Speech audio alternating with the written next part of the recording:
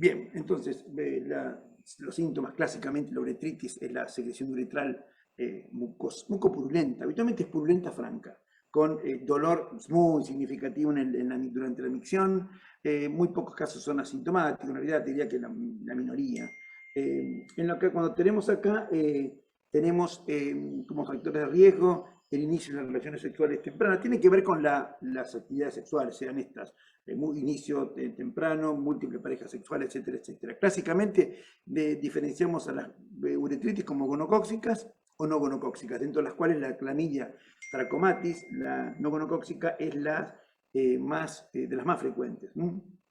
Aquí una vez más, el hecho de el aumento del riesgo de transmisión de contraer HIV, no solo por la lesión, por la úlcera en sí, que tiene la lesión en el epitelio, sino también por la reacción inflamatoria que se genera en el área por la presencia de la infección.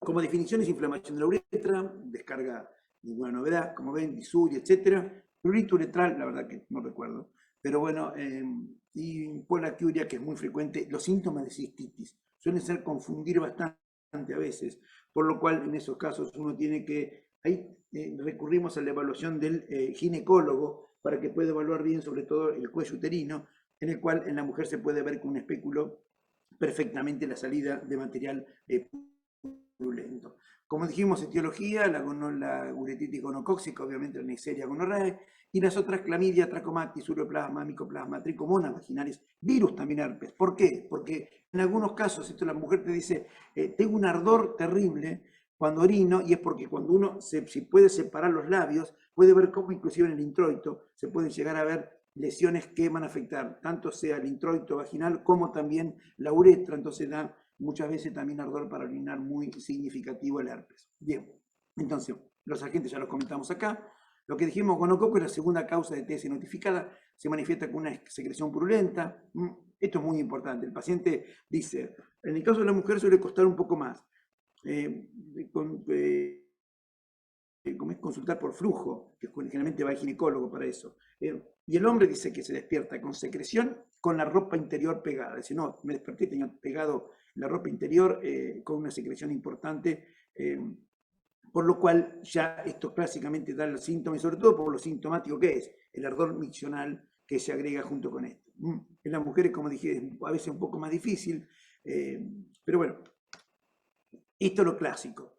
Esto me lo mandó un paciente, digamos, alta foto, yo decía, para mandar cómo es, y esto es lo característico. El paciente cuando hace la expresión uretral, sale la gota de material purulento, esto es el signo cardinal.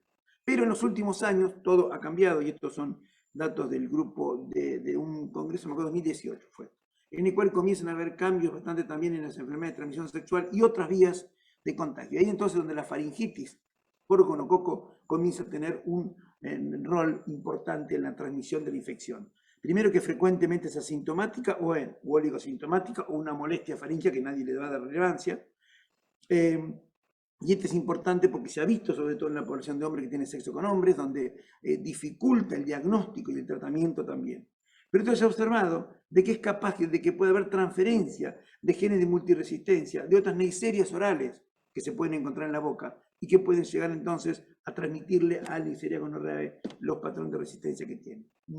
Esto va a llevar entonces a que pueda haber mayor presencia de casos no diagnosticados, incluso más resistentes a los antibióticos habituales.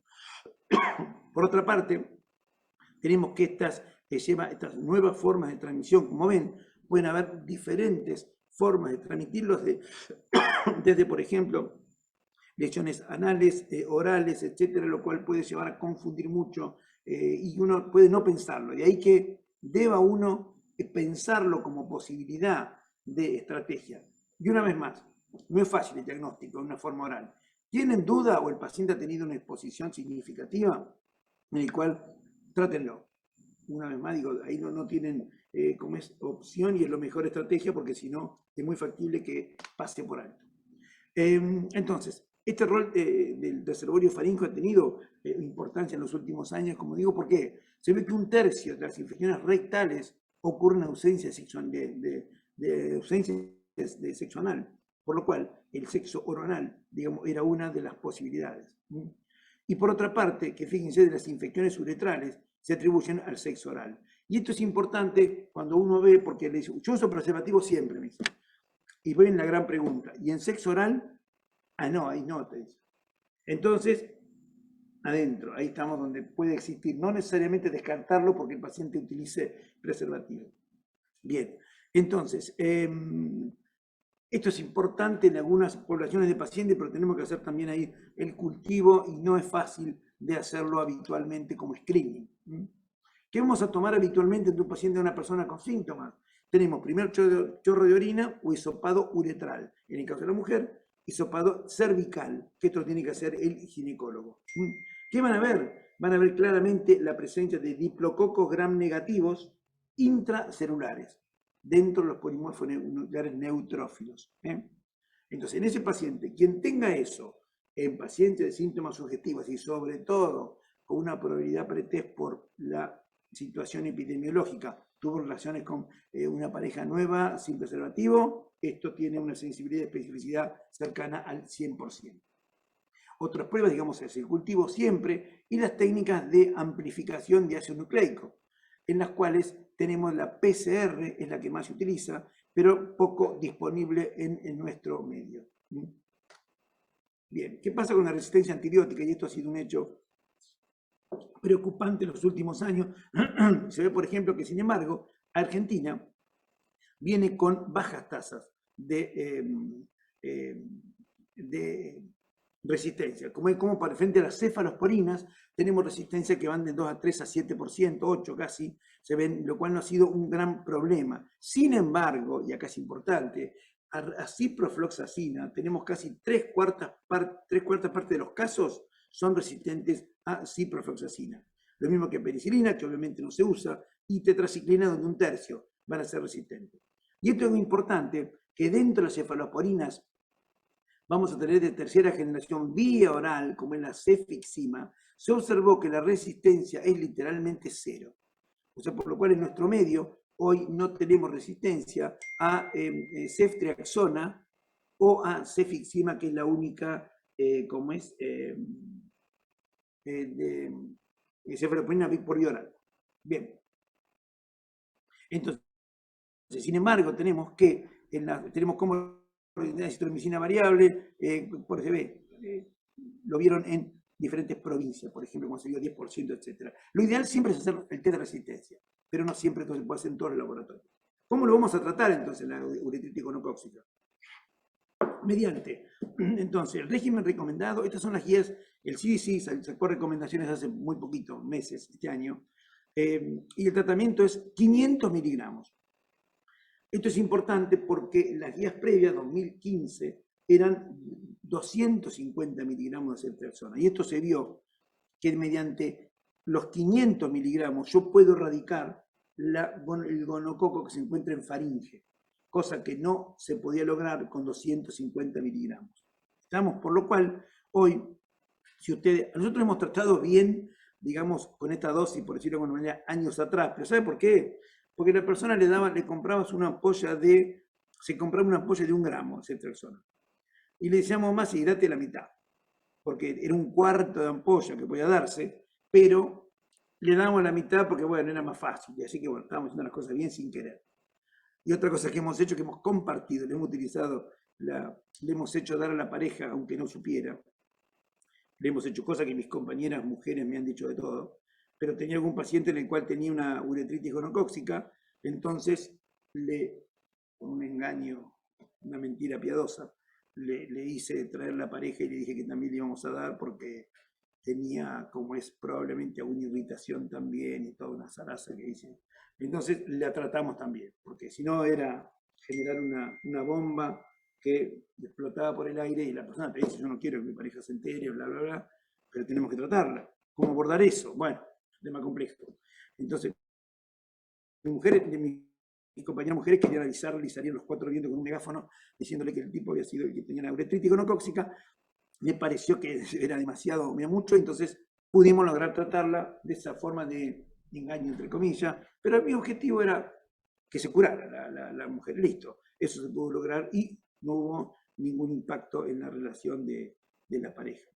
Que estos chicos a veces saben que a mí me hace ruido, porque yo he visto, por ejemplo, ginecólogas sobre todo, digo ginecólogas porque fueron mujeres siempre, que les dieron con un caño cuando una persona tenía una enfermedad de transmisión sexual y le decían que siempre es el hombre que se le iba a traer, sí, la verdad, pero también no necesariamente podía no ser el marido, digo, sé que, pero le digo porque le decían que sí, que el marido no había otra manera, que el hombre, son las cosas que como es, la verdad, no meternos mucho nosotros demasiado. A ver, esto es un tema debatible y alguien diría, no sé, no estamos para eso. Yo lo que tengo que tener la situación adelante, te quiero ver, porque te dice, yo quiero tratarme, quiero que mi mujer se cure, pero no quiero que se entere. Ah, no es fácil ahí.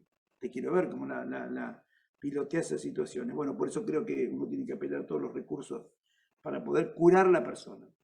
Sepan que la cefixima es un comprimido de 400 miligramos, es una buena opción y como es podría indicarse como es, y curarse. Bien, entonces en el caso que la infección por clamidia no ha sido excluida, tratar para clamidia con doxiciclina 100 miligramos 2 veces por día por 7 días. Y bueno, acá pone que para personas con un peso mayor a 150 kilos, 1 gramo esa persona debe ser indicado.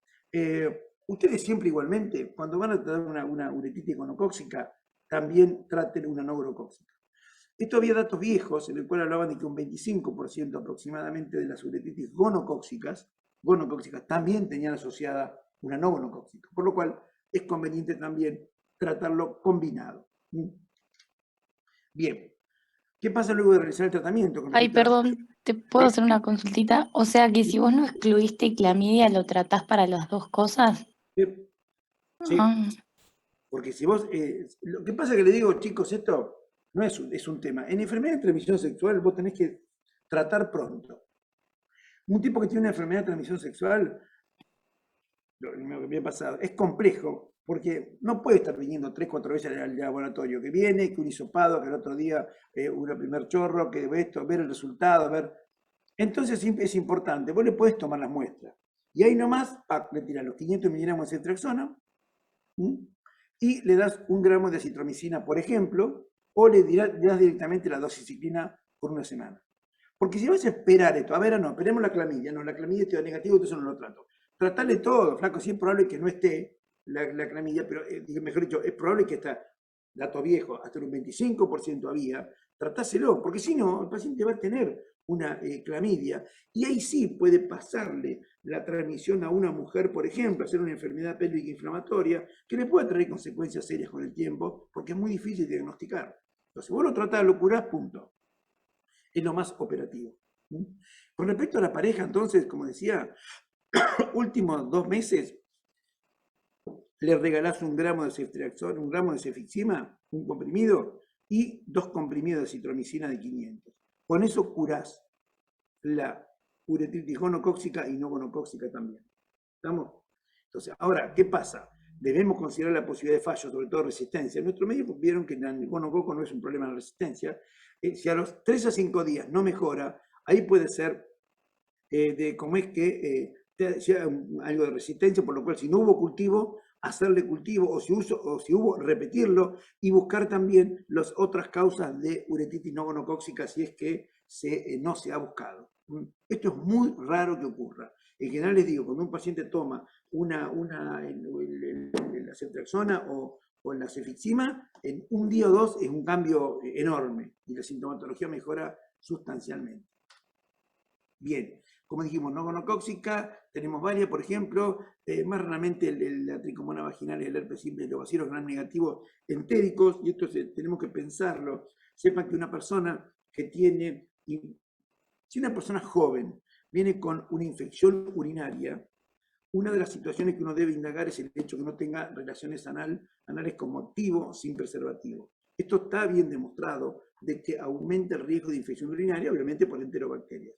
Por lo cual hay que hacer hincapié en que muchas veces no le pregunten, porque eso es complejo. Entonces díganle, si tenés sexo anal, como es, no me río pero les cuento por qué, sexo anal, usa preservativo. Si tenés relaciones anales como activo, con tu pareja, ponete un preservativo. esa forma. Me reía, digo, porque había una compañera, que todavía nos duele cuando hablamos de ella, porque una médica de nuestro servicio falleció a los 37 años, el año pasado. Entonces, todavía, pero era un personaje que todavía nos acordamos sus anécdotas, pero era muy práctico. Entonces les decía, por ejemplo, si vas a tener para evitar infecciones urinarias, decía a los pacientes, a la mujer, bueno, acordate que si tenés sexo anal, primero tenés que ser el sexo vaginal, después el sexo anal y después nada más, no, primero vaginal y todo, pero se le decía capaz que había una piba de 17 años y se lo comentaba así crudamente, no les preguntaba, esa es la parte buena, pero ella les tiraba todo así, como así que bueno, esto es lo mismo, ustedes díganle directamente, si tenés relaciones anales usa preservativo porque te puede aumentar el riesgo de infección urinaria. Que bueno, no es esto, mezclé con lo otro, pero me acordé cuando vi así los gram negativos entéricos. El micoplasma es otro microorganismo en el cual de vida, me encanta este nombre, microorganismo pequeño, que yo no he visto ningún microorganismo grande, no sé, este me lo pasó una residente nuestra, crecen muy mal, en realidad no podemos hacer cultivo, y no se puede hacer coloración de Gram. Dentro de esto, el Mycoplasma genitalium es el de los más involucrados en los últimos años, sobre todo, y puede dar cuadros incluso de endometritis, etcétera, etcétera. En el hombre también, uretritis, varanitis y varanopostitis con menos frecuencia. Bien, es una emergente porque la verdad que ha ido aumentando. Yo muchas veces no sé si es que no estaban o no se diagnosticaban, porque tampoco teníamos tantos recursos como en la PCR para hacer diagnóstico, por lo cual muy probablemente estaban y no lo encontramos. Esto lo pasó con el linfonobloma venerio, que parecía que no había nada y hay un montón. Estamos haciendo un estudio ahora en el hospital nosotros, hisopando a todos los hombres que quieren sexo con hombres para ver cuántas formas asintomáticas hay, porque esto pareciera que hay mucho asintomático. Bueno, y puede dar un 15 o un 20% de la uretritis no gonocóxica. Y cuando uno tiene una forma recurrente o persistente, pensar en este micoplasma como probable agente. La población, como ven, la prevalencia no es alta, pero tenemos que pensarlo porque es un emergente dentro de los microorganismos que provocan uretritis. Bien, entonces, ¿qué pasa con este agente? Debemos evitar relaciones sexuales hasta que se haya completado el tratamiento. O bien, en el caso de la enfermedad pélvica inflamatoria en la mujer, hasta 14 días después de que lo inició. Habitualmente cuando se tiene que haber resolución de los síntomas y pasado 2 semanas. Acá una situación importante es que de acuerdo a la sociedad nuestra de infectología, se recomienda que cuando se termine se haga un análisis para ver si se curó. Esto no lo recomiendan todas las guías y, por ejemplo, el CDC no lo recomienda en las guías recientes. Por lo cual, si no lo pueden hacer, no sería un problema tampoco.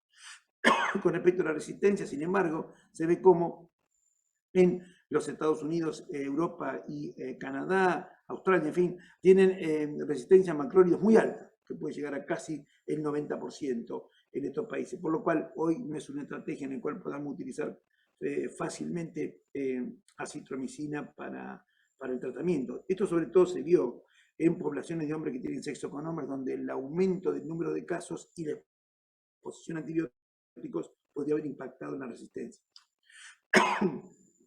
Así entonces, ¿cómo? Tenemos que las guías, que les voy a poner directamente, a ver, del CDC, se las pongo directamente, que son las más recientes, si es macrólido sensible, ciclina 100 miligramos cada 12 horas, una semana, seguido por acitromicina 1 gramo por vía oral, como dosis inicial, seguido por 500 durante 3 días más adicionales. O sea, hace una semana, cada 12, después das 2 comprimidos de acitromicina y después seguís un comprimido 3 días más. Ahora, si hay macrólido resistencia, tenemos que hacer el tratamiento con doxi las primeras 2 semanas, pero cambiar luego a los 7 días por moxifloxacina, en el cual vamos a dar 400 días, una semana más. Esto sobre todo, voy a decir, pero yo cómo hago el test de si es sensible o no. Bueno, si ven que el paciente falle, el segundo tratamiento que hagan deberían hacer la doxiciclina una semana y ahí dar la moxifloxa 400 una semana más, asumiendo que podría haber resistencia, o sea, la SIM aumentada del micoplasma genital. Bien. Entonces, dentro de los tratamientos tenemos en líneas generales son doxiciclina, 100 cada 12, no gonocóxica en general, y alternativos acitromicina 1 gramo. Levofloxa no es menor eficaz en la micoplasma como es genital. ¿Qué pasa con el manejo de las parejas sexuales? Doctor, Una vez más, ¿sí? en la gonocóxica, es frecuente que esté también la forma faríngea, entonces le das los 500 de Sí, por eso es que ceftriaxona le das de para una tratar. hora, le das de una porque no podés descartar fácilmente la forma faríngea. ¿Me entendés? Y entonces, ¿sabes Sí, qué? En vez de dar un cuarto de ampolla, das media y te obviás en la búsqueda y ya lo tratás y lo curás.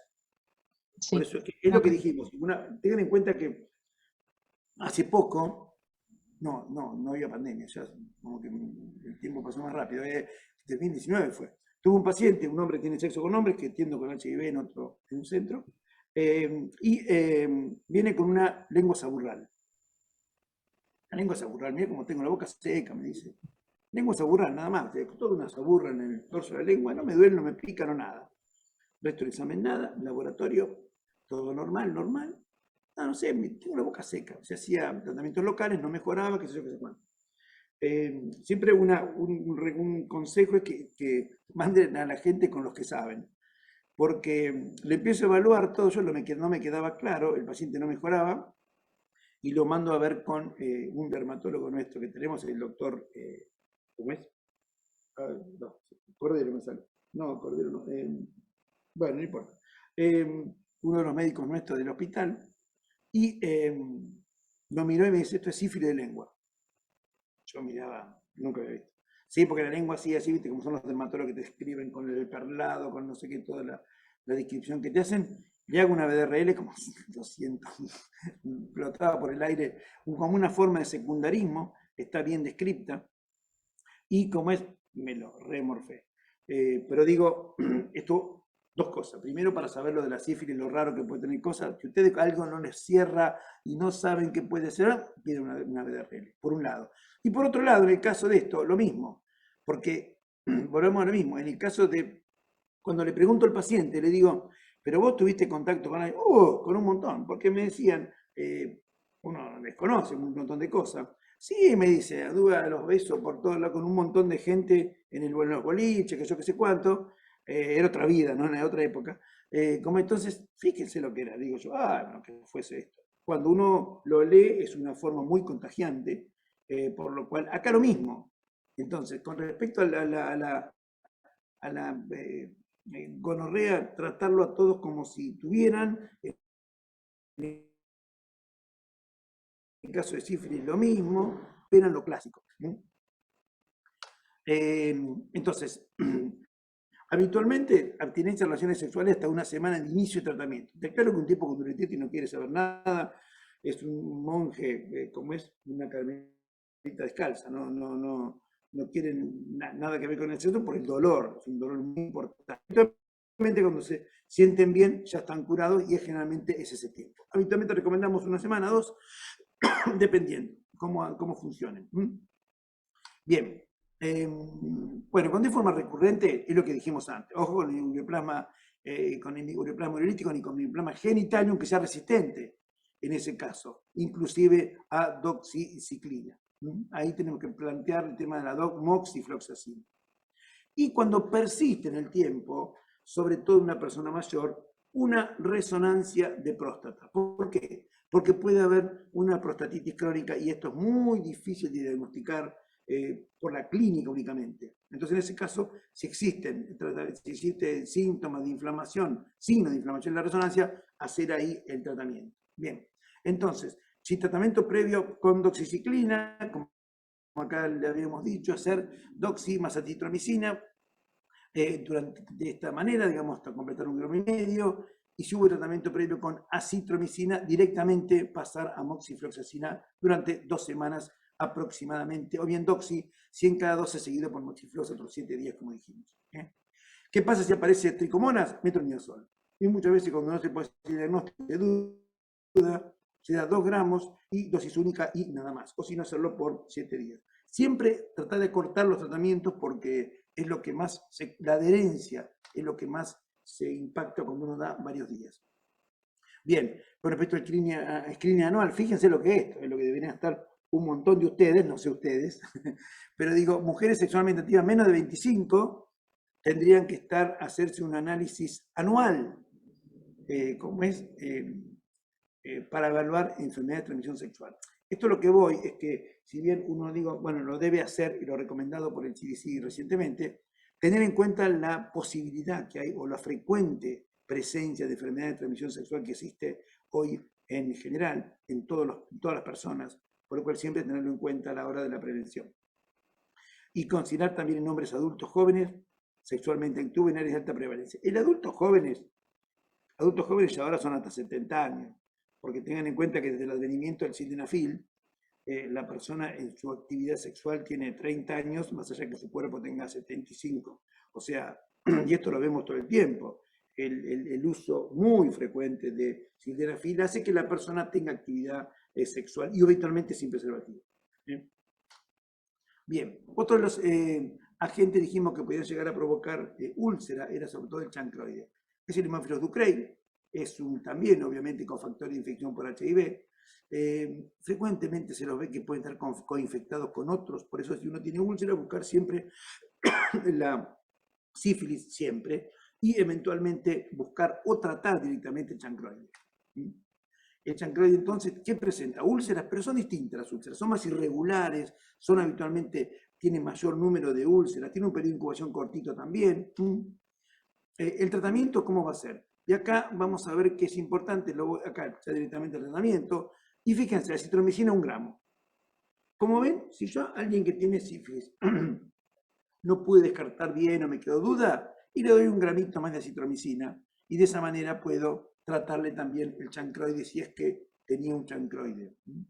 Como ven, otras opciones son centración a 250, hoy día reemplázanla por 500, estas son las guías 2015, ya la otra habla de 500, por esta posibilidad, más allá que para chancroide alcance, sepan que con 500, y no le hace nada, 250 miligramos más, única dosis, o sea. Y otras opciones como son ciprogrito. Parejas sexuales acá, en los últimos 10 días, pero muchas veces conviene hacerlo un poquito más extenso, tiene que ver con su periodo de incubación corto, ¿no? Bien, Plasminominguinal o Duramaniz, esta fue ¿cómo es? El agente producido por la Klebsiella granulomatis, no es tan frecuente en nuestro medio, de hecho no es frecuente. Es una lesión que tiene un periodo de incubación un poquito más largo, puede llegar hasta 3 meses, fíjense, y son lesiones ulceradas pero ya con una lenta progresión. Estos van a afectar tanto los genitales como el periné, no se encuentran adenopatías si son lesiones que frecuentemente al tacto van a ser sangrantes, pudiendo afectar zonas profundas como huesos, etc. El diagnóstico tiene que pensarse y se hace mediante la biopsia y los cuerpos de inclusión intracelular, con gemcitabulación de Wright, del material de escarificación que se hace o de biopsia de estas úlceras. Una úlcera crónica sería una de las cosas en las que uno debería pensar, sobre todo si personas que han venido de áreas como, fíjense, hay Caribe, Australia, Sudáfrica, etcétera, donde se pueden ver con más frecuencia. Y tratamiento, fíjense, acitro 1 gramo. Con lo cual esto incorpora más el dicho de 1 gramo de acitro no se le niega a nadie, y entonces si tenés una situación como esta, lo tratás y le agregás el gramo de acitromicina. Bien. Bueno, manejo de los contactos lo mismo, dentro de los 2 meses, y entramos en el linfogranuloma venéreo. El linfogranuloma venéreo es una enfermedad la cual era medio como que decíamos, no, esta enfermedad es de otro lado, cosas por el estilo. Hasta que empezamos a ver casos. Es una infección provocada por la Chlamydia trachomatis, pero la Chlamydia trachomatis tiene 0 variedades que van a dar diferentes enfermedades. La que provoca el linfogranuloma es la serovariedad L1, L2 y L3. Es endémica ahora en todos lados. No es que esto de que clásicamente se describía esto. No, en todos lados. Pero es muy frecuente, se comenzó a hacer desde el año 2003, esto fue los holandeses empezaron a ver, de que en el grupo de hombres que tienen sexo con hombres tenían un aumento significativo de los casos, donde los pacientes frecuentemente tenían coinfección con HIV. Esto para recordarles un cuadrito porque fíjense que la clamidia es bastante versátil, porque tanto puede provocar neumonía típica como la clamidia pneumoniae, la clamidia psittaci, también neumonía obviamente, mientras que la trachomatis, dependiendo la serovaridad que estemos hablando, va a provocar una enfermedad u otra. Vemos cómo la serovaridad AB va a dar el tracoma, lesiones oculares, mientras que la serovaridad de D acá, uretritis, enfermedad pélvica inflamatoria, neumonía neonatal, conjuntivitis del neonato. Y la serovaridad L1, L2, L3, el linfograuloma venéreo con úlcera genital y toda la historia. Por lo cual, uno puede tener una clamidia, pero no sabe qué es serovariedad, por lo cual puede no saber qué enfermedad le va a provocar. Bien, con respecto a esto entonces tenemos que esta puede presentarse como una proctitis, donde también están incluidas estas serovariedades, que pueden dar también la uretritis, etc. Y esta, digamos, cuando es provocada por la serovariedad L1, L2, L3, ¿en qué uno lo va a diferenciar más de esta serovariedad de L1, L3? En la invasividad. O sea, estas serovariedades provocan lesiones mucho más invasivas, a diferencia de las otras. Hay estudios en los cuales hay una serie de fenómenos químicos del microorganismo que tienen más capacidad de provocar lesiones en la profundidad. Va a tener entonces a nivel rectal, dolor rectal, tenemos hemorragia, nada que llame demasiado la atención, donde la anoscopía va a tener una friabilidad de la mucosa, con lesiones internas, etc. Y en la evolución van a llevar a aparecer fístulas y en la cicatrización, estenosis inclusive, a nivel rectal. Tenemos que la grandísima mayoría van a ser sintomáticos. Factores de riesgo, claramente el tener infección por HIV es un factor de riesgo, como se ven, más de 5 veces a 10 veces casi, para tener el linfograuloma venéreo. Por lo cual, si una persona tiene, hombre que tiene sexo con hombres, tiene síntomas de proctitis o lo que fuera, derivación al proctólogo, tienen que hacerle anoscopía, porque puede ser tanto sífilis, puede ser cualquier cosa, o incluso puede ser en un paciente HIV no tratado o desconocido, tuberculosis, linfoma, etc. Y el linfograuloma entra también. De los factores de riesgo vemos también que ya tener otra enfermedad de transmisión sexual te suma, sexo anal receptivo obviamente, y las drogas psicoactivas tienen que ver porque hay menos medidas de protección. Pero esto fue el grupo de De Vries y colaboradores en Holanda también comienzan a ver que existen una forma rara que ellos veían, que era que había muchas personas que tenían lesiones urogenitales y tenían pocas, y algunos tenían muy poquitas lesiones rectales. Entonces decían, ¿cómo es que alguien no tiene a nivel oral o genital, no tiene lesiones de clamidia, y sin embargo tiene a nivel anal? Eran personas que inclusive en muchos casos no habían tenido relaciones anales como pasivos. Se observó luego que existía la posibilidad de la transferencia desde la región, desde la faringe, por el tubo digestivo, provocar finalmente la lesión de proctitis sin que haya habido directa inoculación ahí mediante una relación sexual. Ellos vieron de que una faringitis por clamidia, serovariedad L1, L2, L3, podía dar un linfograuloma venéreo a nivel del recto sin que hubiera habido una relación anal. Esto es importante porque cambió un poco el paradigma clásico, que quizás si no hubo relaciones anales no puede haber, no, puede haber a pesar de... Y fíjense, por ejemplo, que se incluyen ahí juguetes sexuales, fisting, etc. Diversas prácticas que podían facilitar esto. La infección clásicamente, una primera fase en la cual tenemos una infección primaria, que es la lesión ulcerada, una reacción inflamatoria, en fin, con un periodo de incubación, como ven, variado. Mucho inóculo, periodo de incubación cortito. Inóculo más chico, periodo de incubación más largo. Esta primera fase se autolimita, pero luego tenemos la fase en la cual comienza a haber un compromiso profundo, en el cual ganglio linfático, etc. Y aparece el signo, el group sign, que es un signo de la ranura. ¿Sí lo puse? Bueno, los bubónicos, la masa inflamatoria, no me acuerdo si lo puse. No, qué tarado, si no lo puso. El group sign, el signo de la hendidura, es un signo en el cual uno tiene, como si fuera un globo, al que ustedes le aplastan la mitad con un hilo, quedan como dos bubones en el medio con una zona que está deprimida. Eso tiene que ver porque son las adenopatías a ambos lados del ligamento inguinal. Entonces dan esa imagen característica. A nivel entonces del recto, uno puede ver síntomas muy variables de dolor, estreñimiento, a veces con o sin fiebre. Tuvimos casos de pacientes con fiebre y dolores anal y eran linfoadenoma venéreo.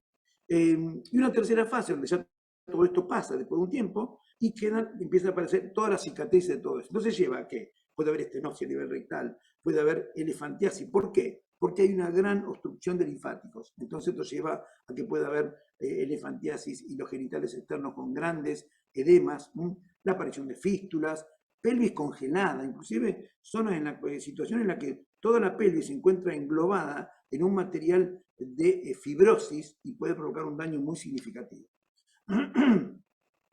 El cuadro clínico, la secreción anal es frecuente, con la proctitis también directo tenemos en la secreción rectal y constipación no tenemos, pues dan síntomas habitualmente del tracto gastrointestinal bajo como una proctitis. Las muestras, el hisopado de la zona afectada o biopsia. Y esto hemos tenido casos que tuvimos que llevar a biopsia. ¿Por qué? Porque en la imagen la tumulación inflamatoria era igual que un tumor. Para el paciente, para el proctólogo, me puede ser un cáncer perfectamente, por lo cual tenemos que mandar la biopsia. Y eran pacientes que luego, cuando el diagnóstico le damos acitromicina 3 semanas y se curaban. Se le iba el tumor, se le iba todo. Cultivo habitualmente no es fácil. Hoy utilizamos la técnica de PCR, en lo cual nos permite el diagnóstico con mucha facilidad, en el caso de nuestro medio, que lo podemos hacer, y con alta sensibilidad y especificidad. El tratamiento, doxiciclina, 3 semanas.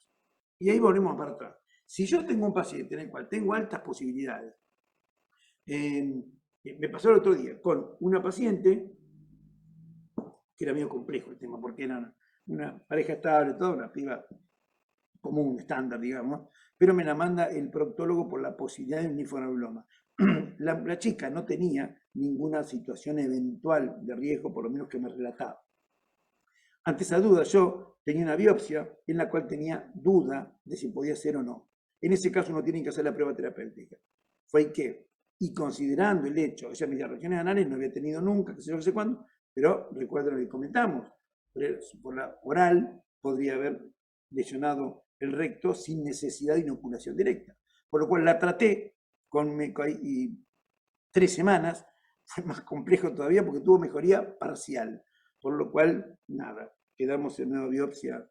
Pero digo, ante la duda, ustedes si tienen duda de un linfoadenoma venéreo, recuerden que son 3 semanas de doxiciclina, un tratamiento de elección. Pero esto cambió la epidemiología, no solo estos cambios en la patogenia de la enfermedad, sino también que se hubo aumentos significativos en Europa y Sudamérica. Y esto vino también, pero ustedes lo habrán notado, pues en los medios inclusive, el hecho de aumento, brote de linfoadenoma en los pacientes HIV positivo, bla, bla. En el mundo lo fueron reportando. Y esto pasó acá porque a mí me tocó escribir el capítulo en las guías de la Sociedad de Infectología del Linfoadenoma, en fin, y lo hicimos con la gente del Fernández, gastroenterólogos que habían tenido casos frecuentes. En realidad, ¿eso qué pasó? Tuvieron posibilidad de hacer PCR durante un tiempo y lo empezaron a hacer a todo el mundo y encontraron un montón de casos. La prensa y todo lo mandó como que era un brote. En realidad, tal vez exista siempre, pero fue que ahí se dispuso de los elementos para diagnosticarlo, entonces se pudo llegar a eso. Pero más allá de eso, esa fue como había sido la realidad, por lo cual eso estamos haciendo nosotros ahora que les decía, ver en asintomáticos, sobre todo qué prevalencia tenemos de clamidia en hisopado rectal. Se vio también que era clásicamente de los pacientes con HIV, con situaciones que eran bastante características, que tenían uso de metanfetamina, otra vez el Lamsex, Chemsex, etc., y con un incremento en los casos de proctitis, donde estos son algunos de los datos, como se ve en todo el mundo, con cifras crecientes. Y un punto importante, ¿qué pasaba con las ETS y la HIV? Se vio que cuando el paciente tenía mayor número de ETS, era más predictivo de HIV. Pero fíjense, por ejemplo, si el paciente tenía proctitis por clamidia, y gonococo, por ejemplo, en este caso, 1 de cada 15 de hombres que tienen sexo con hombres se le diagnosticó HIV dentro del año. Mientras que sin ETS rectal o sífilis, se lo dio 1 en 54 de hombres que tienen sexo con hombres. Y esto, recuerdo que hubo una discusión grande en un congreso en 2019, el último que fue presencial, y que se hablaba de este tema, que el hecho de que vos tengas clamidia es un altísimo riesgo de que el paciente sea HIV, por lo cual siempre tiene que ser el HIV, más allá que hay que hacerlo en todas las ETS, como dijimos, pero que la clamidia específicamente ¿cómo es? Lo facilitaba. Y esto, por ejemplo, se vio de por qué entonces había más, ¿por qué debería haber en el hombre que tiene sexo con hombres más? Y esto se vio que había, cuando se analizaba la microbiota, se observaba que había una predominancia, de Prevotella. La Prevotella es un microorganismo en el cual, ¿qué importancia tiene? Que se asocia más con un patrón proinflamatorio. O sea, quien tiene un predominio de Prevotella tiene tiene más posibilidades de tener un patrón inflamatorio y de esta manera adquirir más el HIV. Y esto fue un estudio que hizo Noguera Julián, este es un español, en el cual tomó poblaciones de hombres que tienen sexo con hombres de diferentes lugares, o sea, para ver si no era una cosa regional. Eran de Suecia, de Barcelona, en fin, de varios lugares, y encontró que los hombres que tienen sexo con hombres tenían un patrón proinflamatorio dentro de la microbiota intestinal. ¿Y qué pasaba con esos pacientes también? Se observó que los pacientes que tenían una ETS tenían más células presentadoras de antígenos, ese patrón inflamatorio que facilitaba el ingreso del virus de HIV en caso que hubiera exposición. ¿Estamos? Por lo cual, esto explica un poco por qué los hombres que tienen sexo con hombres tienen más riesgo de HIV. Hay un patrón en la microbiota y en el patrón proinflamatorio del intestino que favorece que si el paciente se ingresa el virus de HIV, sea más fácil que pueda ser adquirido que en la población que no tiene TS o que no tiene relaciones anales. Bien, todas estas enfermedades han tenido, sin embargo, en la epidemiología cambios grandes, y uno de los principales fue cuando se informan los datos del PRAUD. Yo les comenté el otro día cuando se informan los datos del PRAUD, que lo subieron los activistas al Congreso y empezaron ahí, comer música, bla, bla, y entonces ponían celebrate sex, porque ya dicen que ahora el sexo podía ser libre. Y esto se vio que si yo tengo un paciente tratado, no contagia. Y la otra es que si yo al paciente le doy PrEP, también voy a tener una eficacia. ¿Se acuerdan del estudio Hipergay? El Hipergay que yo les comenté que era aquellos que tomaban 2 comprimidos el día de la relación sexual y después uno al otro día y otro a las 48 horas. Bueno, que son tan efectivos que no te contagias HIV. Porque si vos estás indetectable no contagias y si usás PrEP tampoco, siendo negativo. Entonces se vio esto. ¿Qué pasó? Empezaron a ver que se utiliza. ¿Qué pasaba con los pacientes que utilizaban PrEP? Y aumentó en un más del 100% los casos de infecciones por clamidia en los usuarios de PrEP. Entonces, es donde empezamos a ver también estas situaciones y tienen que tener muy en cuenta esto. Pero sobre todo también, porque hubo, que lo fue en el Congreso, lo reportaron como la generación MTV, en la cual se vio que utilizaban metanfetamina, la T de Truvada. ¿Qué es el Truvada? Tenofovir FTC, que es la pastilla de PrEP, ¿no? Y Viagra, después de todo eso, queda fundido y tenés que utilizar el sildenafil. Entonces, esta gente que utilizaba, esta población que utilizaba esta triple combinación, tenía claramente un aumento muy significativo de enfermedad de transmisión sexual, sobre todo, y de clamidia. Esto es lo que se vio y lo definieron de esta manera. Bien, ya terminando entonces, esto ni más ni menos que un repasito en el cual mediante una tabla hay algunas cuestiones para resaltar de lo que significa cada una. ¿Qué nos interesa a nosotros que ustedes sepan? Fundamentalmente conceptos, que es toda situación de enfermedad de transmisión sexual debe ser pensada siempre. Segundo, debe ser diagnosticada idealmente, pero si no se puede diagnosticar, se trata rápidamente. No decir a un paciente, vuelvan acá, vuelva mañana, vuelva pasado, el paciente no vuelve, y ese paciente contagia. Entonces, lo tratan inmediatamente, si es posible, en el momento que está. Si el paciente sospecha sífilis, aunque les dé la VDRL negativa y el fondo oscuro negativo si tiene chancro, trátenlo igual, por la posibilidad. Y siempre que utilicen tratamiento para una uretritis, recuerden de los 500 miligramos de ceftriaxona y agréguenle la citromicina, como dije, no se la niega a nadie, y cura otro de los cuadros también incluidos dentro de la enfermedad de transmisión sexual. Y ahí en más, siempre la realización de serología de HIV y el seguimiento. ¿Alguna pregunta?